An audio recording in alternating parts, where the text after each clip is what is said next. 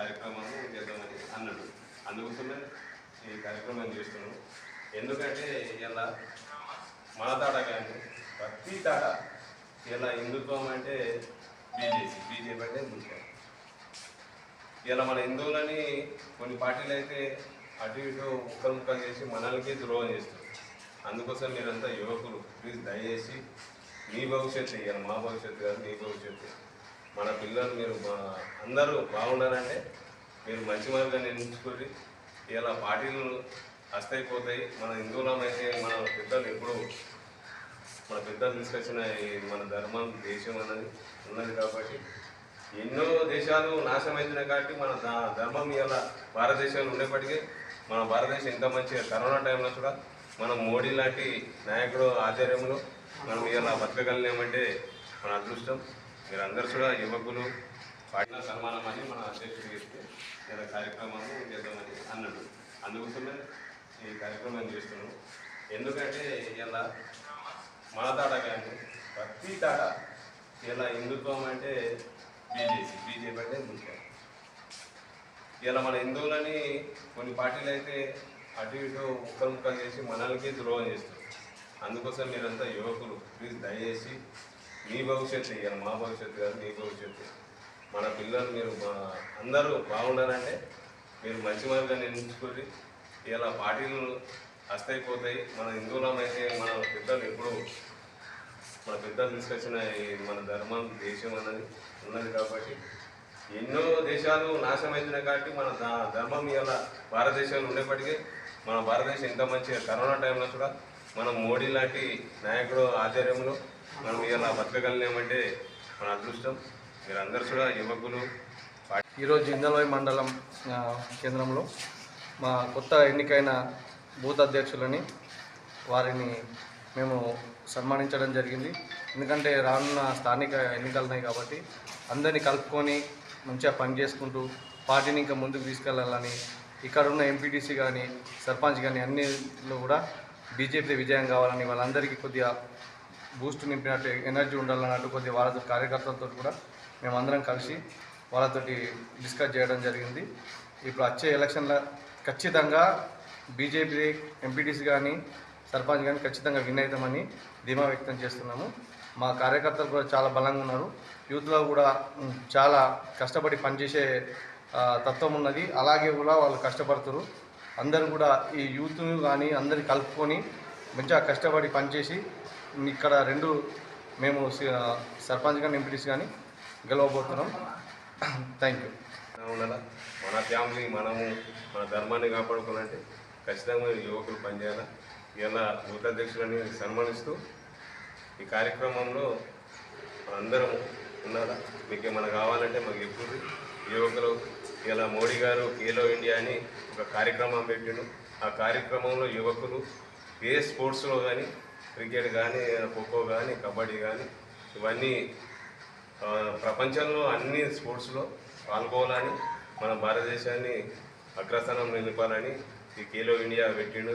ఈ కార్యక్రమంలో భాగంగా ఇవాళ బూత్ అధ్యక్షులకు సన్మానం చేస్తూ మన స్పోర్ట్స్ ఏదైనా యాక్టివిటీ ఉంటే మనం కూడా మనం ఇక్కడ టోర్నమెంటు ఏదంటే కబడ్డీ కానీ ఖోఖో కానీ క్రికెట్ కానీ అవన్నీ పెట్టుకుందాం. మీరు కూడా ఏం చేద్దామన్నది మన అందరికీ చెప్పు. ఆ కార్యక్రమం చేద్దాం. భారత్ మాతాకి ఈరోజు ఇందల్వాయిలో బూత్ అధ్యక్షుల సన్మానంలో భాగంగా సన్మానించడం జరిగింది. ముఖ్యంగా కాంగ్రెస్ ప్రభుత్వం ఎన్నికలలో ఇచ్చిన హామీలు పక్కన పెట్టి వాళ్ళను ప్రజలని మోసాలు చేస్తున్నారు. ఎందుకంటే రైతు బంధు, రైతు రుణమాఫీ అయితే అది ఎటువైందో తెలుస్తలేదు. ఇలా రైతు భరోసాని ఏదో ఒక రెవెన్యూ మండలకు ఒక విలేజ్ తీసుకొని ఆ విలేజ్ ఒక రెవెన్యూకు రైతు భరోసా చేసి మిగతా మండలంలో ఉన్న విలేజ్లు అవన్నీ అట్లనే పెట్టి ఎలక్షన్ కూడా కాలయాపన చేస్తారు. అయ్యా రేవంత్ రెడ్డి ఇలా నీకు అధికారం ఇచ్చారంటే కేసీఆర్ చేసిన తప్పిదాల వల్ల మీకు అధికారం ఇచ్చారు తప్ప ఇలా నువ్వు కూడా అదే తప్పుదాలు చేస్తున్నావు. రాబోయే కాలం మిమ్మల్ని కూడా పక్కన పెట్టి ఇలా భారతీయ జనతా పార్టీకి పట్టం కట్టినట్టున్నారు ప్రజలు. ఎందుకంటే ఇవాళ నువ్వు ఇచ్చిన 6 హామీలలో ఒక్క హామీ కూడా సరిగా చేయలేవు. ఇవాళ గరీబులకు డబుల్ బెడ్రూమ్ ఇల్లు ఇస్తాను, ఇందిరమ్మ ఇల్లు. ఆ ఇందిరమ్మ ఇల్లు కూడా కేంద్రం ఇస్తేనే అవి ఇచ్చేటట్టును. ఇలా మొన్ననే మా సెంట్రల్ మినిస్టర్ మా ఏదైతే బండి సంజయ్ గారు చెప్పారు, మీరు ఇందిరమ్మ పేరు పెడితే మీకు ఇయ్యమని చెప్పారు. ఇది వాస్తవంగా ప్రధానమంత్రి ఆవాస్ యోజన.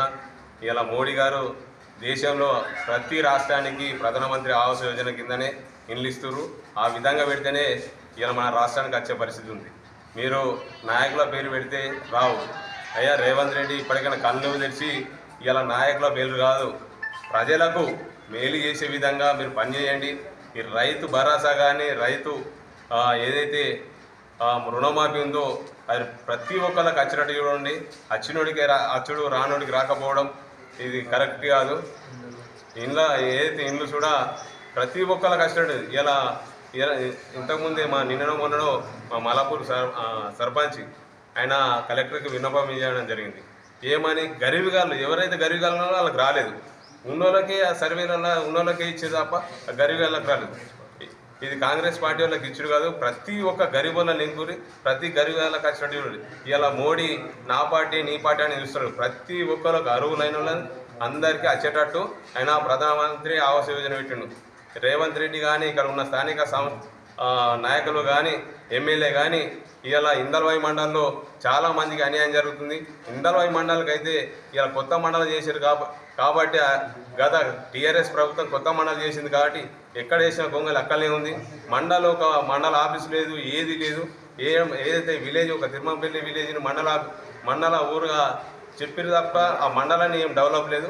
ఎక్కడ వేసిన గొంగలు అక్కడ ఉంది.